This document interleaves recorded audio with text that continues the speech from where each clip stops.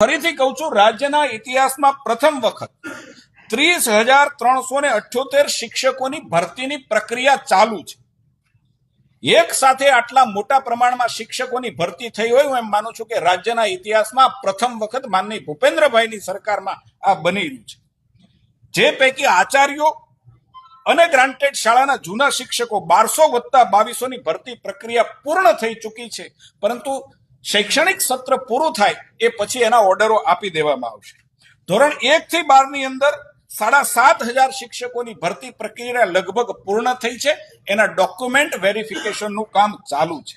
જે પ્રકારે 1 થી 8 ના કુલ 16,300 શિક્ષકો વત્તા કચ્છ માટે, ગુજરાતની સાથે સાથે કચ્છ એ વિસ્તાર માટે 4100 શિક્ષકો અલગ ભરવાની પ્રક્રિયા જે છે એ પણ હું માનું છું કે મે અંત સુધીમાં પૂરી થઈ અને નવા સત્રની અંદર રાજ્યની અંદર લગભગ 30,000 કરતા વધારે નવા શિક્ષકો આ રાજ્યને બાળકોનું ભવિષ્ય છે સુનિશ્ચિત કરવા મળવાના છે.